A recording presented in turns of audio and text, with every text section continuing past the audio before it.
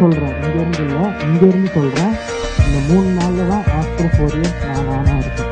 இப்போ எல்லாருக்கும் நான் வந்து அப்பாச்சி அம்மாச்சி நான் தனியாக வந்து ஐ லவ் யூ அப்படின்னு சொல்கிறேன்.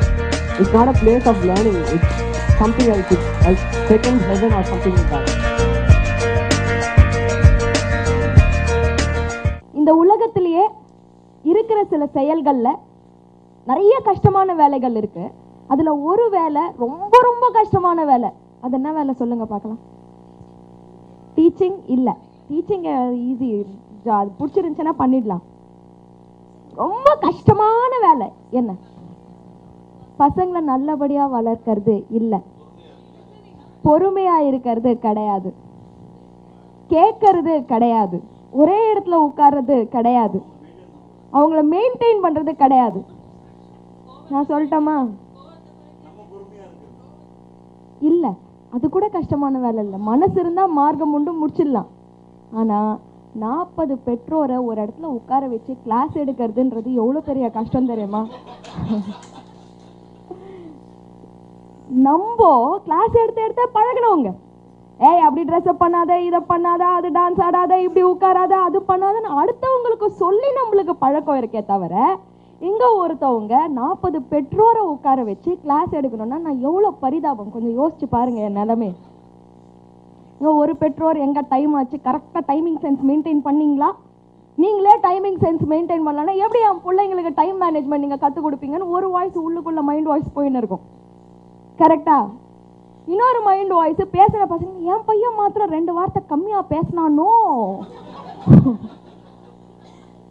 அப்படின்ற அந்த மைண்ட்ல இருக்கும் இல்லையா?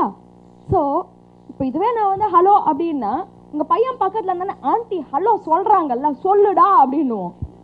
இதை நம்ம உட்காந்துன்னு கேட்டுன்னு இருந்தோம்னா மேல பேசு, வெளியில சொல்லலைனாலும் உள்ள ஆட்டிடியூட் அதுவாதான் இருக்க போகுது அப்படின்றப்போ என் நிலைமைய பார்த்தா அவங்களுக்கு பரிதாபமா இல்லையா? நான் சொல்றதை அப்படியே திருப்பி சொல்லுங்க. நாங்க சத்தமா, நாங்க 50 பேர் கேள்வி கேட்டா பதிலே சொல்ல மாட்டோம். ராக்கெட் சயின்ஸ் கண்டுபிடிச்சது யாரு நான் கேட்டேன். என்னை பார்த்தா பரிதாபமா இல்லையானா என்னது? மைண்டு அங்க இங்க ஓடும். ஆனா இந்த 45 நிமிஷம் இஃப் யூ ஆர் ஹியர் 100%, உங்களுக்கு உலகத்துல வேற எவ்வளோ முக்கியமான வேலை இருந்தாலும் உங்க மைண்டை கொஞ்சம் ஆஃப் பண்ணிட்டு, உங்க போன்ஸை கொஞ்சம் ஆஃப் பண்ணிட்டு, உங்களோட நேச்சுரலா இருக்கிற ரெஸ்ட்லெஸ்னஸை கொஞ்சம் ஆஃப் பண்ணிட்டு இங்க இருந்தீங்கன்னா I will guarantee to you this is the turning point in your family. அந்த அளவுக்கு என்னால வார்த்தை கொடுக்க முடியும். But you should give me your 100% participation. கொடுப்பீங்களா? உங்களோட 100%ல 3% இப்ப வெளில வந்துருங்க. 100% கொடுப்பீங்களா? கொடுப்போம். 3% கொடுக்குறீங்க நீங்க. I want your 100%. Sure. 40% வந்துருக்குது, 60% வந்துருக்குது.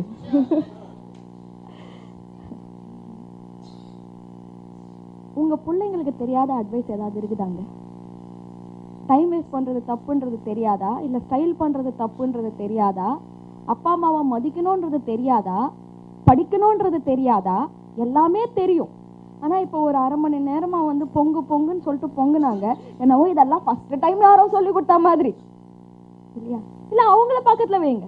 உங்களுக்கு தெரியாத அட்வைஸ் தான் ஏதாவது இருக்கா? என் புருஷன் கிட்ட, என் பொண்டாட்டி கிட்ட என் பையன் முன்னாடி சண்டை போடக்கூடாதுன்றது உங்களுக்கு தெரியுமா தெரியாதா? போடாம இருக்க முடியுதா? அடுத்தவங்களை மட்டம் தட்டி பேசக்கூடாதுன்றது தெரியுமா தெரியாதா? பண்ணாம இருக்க முடியுதா? ஃபேமிலியை பேலன்ஸ் பண்ணணும், என் குழந்தைங்களோட நான் டைம் ஸ்பெண்ட் பண்ணணும் தெரியும். ஆனா தெரிஞ்சு கூட நம்ம பண்றது கிடையாது. ஒத்துக்கிறீங்களா இல்லையா? You are 40 years old. உங்களுக்கே ஒரு யோசனை, நான் கோவப்படக்கூடாதுன்னு நீங்க நினைச்சீங்கன்னா அதை எக்ஸிக்யூட் பண்ண முடியுதான்னு சொல்லிட்டு கேட்டா யூ டெல் மீ. சரி லைஃப் லைட்டா எடுத்துன்னு போனோம் அப்படின்னு சொல்லிட்டு நீங்க நினைக்கிறீங்களா அப்படின்னு சொல்லிட்டு நான் கேட்டா டெல் மீ. எத்தனை பேருக்கு தெரியும் ரிட்டையர்மெண்ட் ஆகிறதுக்கான காசை நான் இப்போத்துல இருந்தே சேவ் பண்ண ஆரம்பிக்கணும்னு? But how many of us save? உங்கள் குழந்தைங்க மாத்திரம் அட்வைஸ் பண்ணுறீங்கல்ல, படிக்க வேண்டிய வயசில் படிக்கலைன்னா லைஃபே போய்டும்னு சொல்கிறீங்கல்ல. How many of you know, நான் இப்போ வாயை காட்டலைன்னா டயபெட்டிஸ்லேயும் பிபிலையும் உழுவேன், நான் டெய்லி வாக்கிங் போகணுன்றது எத்தனை பேருக்கு தெரியும்? இப்போ உடம்பு பார்த்துக்கலன்னா உடம்பு உழுந்துரும்ன்றது தெரியும். உடம்பு பார்த்துக்கிறீங்களா? பார்த்துக்கிறீங்களா? ஏதோ 1-2 நைட்டு 10 மணிக்கு சாப்பிடக்கூடாதுன்னு தெரியும், அப்போதான் உட்காந்துன்னு வெட்டுன்னு வெட்டுவோம். உங்கள் உடம்ப நீங்கள் பார்த்துக்க முடியல, உங்கள் குழந்தை மாத்திரம் லைஃப் லாங் அது வந்து அப்படியே திலகமாக இருக்கணும்னு சொல்லிட்டு எப்படி எதிர்பார்க்க முடியும்? நான் சொல்கிறத அப்படியே பண்ணுங்க. Okay, all of you please take your hand and keep like this. Okay, உங்கள் கண்ணத்தை தொடுங்க. நான் எதை தொட சொன்னேன்? நீங்கள் எதை தொட்டீங்க? நான் என்ன சொன்னேன்? ஆனால் நான் என்ன செஞ்சேன்? மூட்டு வாயை தொட்டேன், முகவாயை தொட்டேன். நான் சொன்னதை செஞ்சீங்களா இல்லை பார்த்ததை செஞ்சீங்களா? இதான் உங்கள் வீட்டில் கூட. டேய், சின்ன சின்ன விஷயத்துக்கெல்லாம் அப்செட் ஆகாதரா, இதெல்லாம் வாழ்க்கையில் எவ்வளோ சந்திக்கணும்னா நீங்கள் முழங்கெல்லாம் நீட்டி சாயந்தரம் உப்பு இல்லை சாம்பாரில் நீங்கன்னு வச்சுக்கோங்களேன், நீங்கள் செய்யறதை தான் அது செய்யுமே தவிர நீங்கள் சொன்னதை. So parents, please realise your responsibility. இது நான் ஏன் இவ்வளோ டீட்டெயிலாக சொல்கிறேன்னா, அதே சப்கான்ஷியஸ் மைண்டு நீங்கள் லாஜிக்கை வச்சு யூஸ் பண்ணணும்னு சொல்கிறீங்க. ஆனால் உங்கள் சப்கான்ஷியஸ் மைண்டில் கல்யாணம் ஆன புதுசில் உங்களுக்கு வாங்கி வந்த சாரி 200 ரூபா, உங்கள் மாமியாருக்கு வாங்கிட்டு வந்த சாரி 250 ரூபா. அப்போ வந்து ஃபீலிங் இருக்குதுல்ல, அது உட்காந்துன்னு இருக்கும். ஏன்னா subconscious mind is all about feeling, not about logic. So என்னதான் நான் பேசக்கூடாதுன்னு நினச்சா கூட அந்த ஒரு பார்வையில் ஒரு ட்ரிகர் வந்து, என்ன நீ அப்பா மதிச்ச, எங்கள் அப்பாவுக்கு நீ காட்டு பூடையா கொடுத்துட்டாரேன்னு திரும்பியும் புலம்பல் ஆரம்பிக்கும்.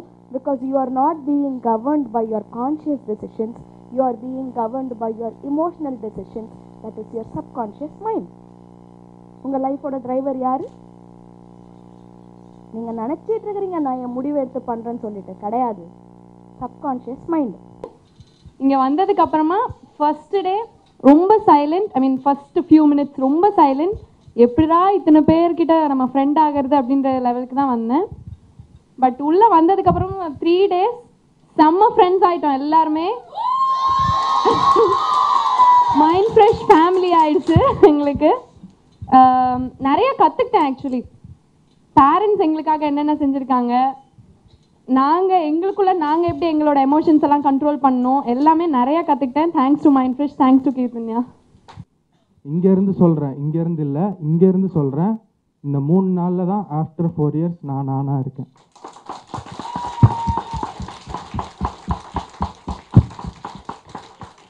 எத்தனையோ ஸ்டேஜ் ஏறி இருக்கேன். ஆஸ் அ ட்ராமா பண்ணுறதுக்காக எத்தனையோ ஸ்டேஜ் ஏறி இருக்கேன் டில் 10th. ஆனால் அதுலேருந்து வர்றதெல்லாம் இங்கேருந்து வரும். இன்னைக்கு பேசுகிறது இங்கேருந்து வருது.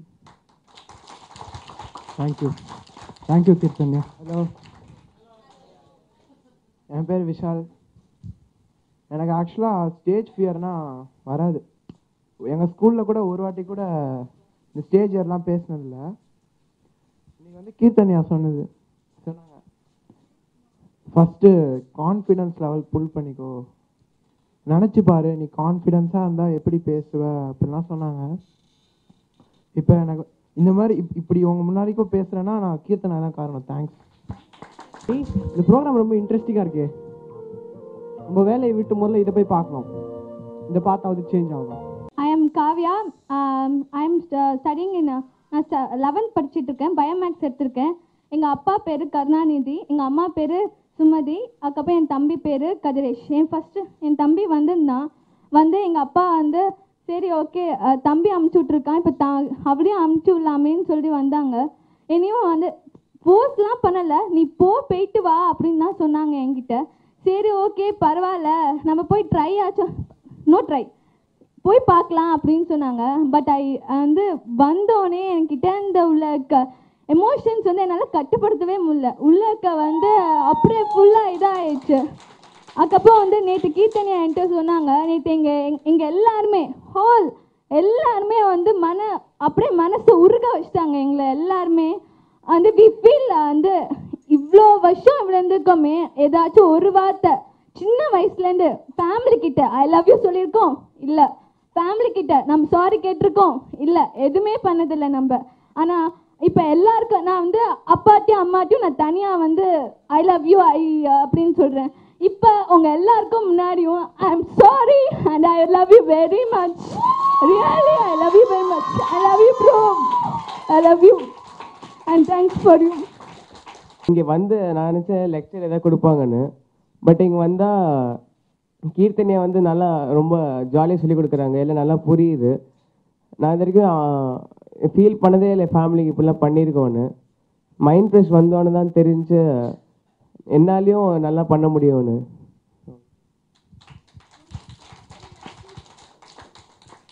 ஹாய், நான் கலை. இதுக்கு இந்த மைண்ட் ஃப்ரெஷ்க்கு வரதுக்கு முன்னாடி இது பற்றி ஒரு ஐடியாவே இல்லாமல் வந்தேன். ரொம்ப லெக்சர் எடுப்பாங்க அப்படி தான் நினச்சிட்டு இருந்தேன். என்னோடய ஹெசிடேஷன் எல்லாமே மைண்ட் ஃப்ரெஷ் வந்ததுக்கப்புறம் அப்படியே காணாமல் போயிடுச்சு. நான் எக்ஸ்பெக்ட் பண்ணவே இல்லை இந்த மாதிரிலாம் யாராலனா கிளாஸ் எடுக்க முடியுமான்னு. ரொம்ப தேங்க்ஸ் கீர்த்தன்யா, ரொம்ப சூப்பராக இருந்தது. நான் ரொம்ப இன்ஸ்பயர் ஆகிட்டேன். இதுக்கு முன்னாடி சாரி கேட்கணுன்னா ரொம்ப ஹெசிடேட் பண்ணுவேன், ஆனால் இதுக்கு மேலே நான் அந்த மாதிரி பண்ண மாட்டேன். நான் இப்போ மம்மி டேடிக்கு ஐ லவ் யூ சொல்கிறேன். I love you mom, I love you dad, I love you Teju. I am sorry for what all I did. I think you'll forgive me. போகலாமே அப்படின்ட்டு நான் முதல்ல என் ஃப்ரெண்ட்ஸ் எல்லாம் கூப்பிட்டேன். அவங்க முதல்ல கேட்ட உடனே ஃபீஸ் எவ்வளோ அப்படின்னு கேட்டாங்க. நான் சொன்னேன் இவ்வளோ இருக்கும் அப்படின்னு சொன்னேன். அவங்க வந்து உடனே இல்லை இவ்வளோ காசுக்கு வந்து 3 days வந்து வர்த்தே இல்லை அப்படின்னாங்க. ஆனால் நான் இப்போ சொல்கிறேன், இதுக்கு மேலேயே கொடுத்துருந்தாலும் வந்து it's is priceless. Is experience it's priceless, I tell you. So நான் வந்து இப்போது ஸ்கூலுக்கு போயிட்டு மற்றவங்களையும் ஜாயின் பண்ணோன்னு அந்த first day they'll be like ஐயோ மைண்ட் ஃப்ரெஷ் வரணுமே அப்படின்னு இருப்பாங்க. லாஸ்ட் டே போகும்போது they won't feel like leaving mind fresh. It's not a place of learning, it's something else. It's a second heaven or something like that. Thank you. என் பேர் நேஹா. நான் பிஎஸ்டிபியில் 9th standard படிக்கிறேன். First எங்கள் அம்மா இந்த 3 நாள் holidays வந்தோடனே mind ஃப்ரெஷ்னு ஒரு work ஷாப்புக்கு அனுப்புகிறேன் அப்படின்னு சொன்னாங்க. நான் வந்து ஃபஸ்ட்டு நினச்சி பார்த்தேன், ஹாலிடேஸில் உட்காந்து வெட்டியாக உட்காந்துருக்கலாமே அப்படின்னு நினச்சேன். பட் போய் தான் பார்க்கலாமே அப்படின்னு சொல்லிட்டு வந்தேன். ஃபஸ்ட்டு எல்லாருக்குமே ஆப்வியஸ்லி எனக்கு யாருமே தெரியாது, எப்படி ஃப்ரெண்ட்ஸாலாம் ஆக போகிறேன்னு எனக்கு ஐடியாவே இல்லை. எல்லாருமே ஷையாக இருந்தாங்க ஃபஸ்ட்டு. அதுக்கப்புறம் எல்லாருமே அவுத்துட்ட குழந்தைங்களா ஆகிட்டாங்க. கீர்த்தனையாக தான் அதை வந்து பாசிபிள் ஆக்கினா. ஸோ ஃபஸ்ட்டு கீர்த்தனையை பற்றி சொல்லணும்னா, எவ்வளோ லெக்சர் கொடுத்தாலும் யார் லெக்சர் கொடுத்தாலும் நாங்கள் கேட்காம தான் இருக்கோம். ஆனால் கீர்த்தனையாக சொல்லி நாங்கள் கேட்டிருக்கோம். இவ்வளோ நாள் தெரியாத விஷயங்களை எங்களை புரிய வச்சதுக்கு ரொம்ப தேங்க்ஸ். அண்ட் மைண்ட் ஃப்ரெஷ் ஒரு அமேசிங்கான ஆர்கனைசேஷன், எவ்வளோ பேரை வந்து ஹெல்ப் பண்ணிகிட்ருக்குன்னு இப்போ தான் ரியலைஸ் பண்ணோம். So thanks Keerthanya. நான் இவ்வளோ நாளாக என்ன தப்பு பண்ணிகிட்டு இருந்தேன், என்னை பற்றியே நினச்சிட்டு இருந்தேன். இப்போ வந்து மிச்சவங்களுக்கு ஃபீலிங்ஸையும் கன்சிடர் பண்ணணும் அப்படின்னு சொல்லிட்டு வந்து நாங்கள் வந்தோன்னே என்ன நினச்சோன்னா, இது வந்து ஒர்த்தே கிடையாது. எல்லாருமே அப்படி தான் நினைப்பாங்க ஃபஸ்ட்டு இங்கே வரும்போது. இப்போ நாங்கள் வந்து அந்த ஸ்கிட்டை பண்ணும்போது நீங்கள் என்ன நினைக்கிறீங்கன்னு மட்டும் எங்களுக்கு கொஞ்சம் சொல்லுங்கள். Now Keerthanya, we will thank Keerthanya lot. Mind fresh பார்த்தீங்கன்னா உங்களுக்கு வந்து ஒரு இன்னொரு லைஃப் கொடுக்குற மாதிரி. அது நான் நிஜமாலே சொல்கிறேன், எனக்கு வந்து எதுவுமே தெரியாது அதை பற்றி. நான் வந்து இங்கே வந்ததுக்கு காரணமே எங்கள் அப்பா அம்மா மட்டும்தான். நான் வந்து இங்கே வந்து நான் வந்தது ஒரே காரணம் எங்கள் அப்பா அம்மா மட்டும்தான். நான் எதுவுமே சொல்லலை எங்கள் அப்பா அம்மா கிட்டே. என்னை வந்து எங்கள் அப்பா என்ன சொன்னாங்கன்னா, பிளாங்காக போ, எது சொன்னாலும் நீ கேட்டுட்டு போ அப்படின்னு தான் சொன்னாங்க. ஆனால் வந்து இங்கே வந்தோடனே தான் எனக்கு தெரியுது லைஃபோட ரியல் வேல்யூ என்னென்னு. ஆனால் வந்து ரியலாக நான் வந்து எங்கள் அப்பா அம்மாவுக்கு ரொம்ப தேங்க்ஸ் சொல்கிறேன். I love you daddy. Actually எனக்கு வந்து ஒரு தம்பி இருக்கான். ஆனால் வந்து அவனும் எங்கள் அப்பா அம்மா மாதிரி தான். எப்போவுமே வந்து எங்கள் கூட எல்லாமே ஃப்ரெண்ட்லியாக தான் இருப்பான். ஸோ தட் நாங்கள் வந்து இப்போ ஃப்ளைங் எலிஃபெண்ட்ஸில் ஒரு ஸ்கேட் பண்ண போகிறோம். கூப்பிட்றேன். I want to hug them like anything and I want to tell I love you. Please come on stage.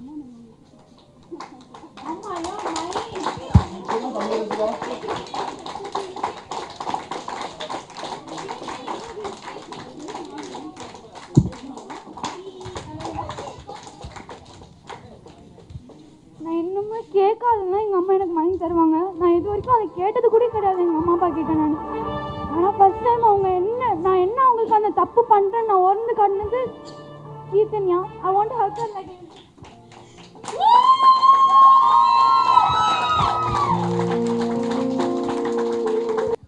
வித்யாசிரம்லேருந்து வரேன். ஆக்சுவலி வந்து எனக்கு நாளையிலேருந்து எக்ஸாம் ரிவிஷன் ஸ்டார்ட் ஆகுது. 10th நான் இப்போது.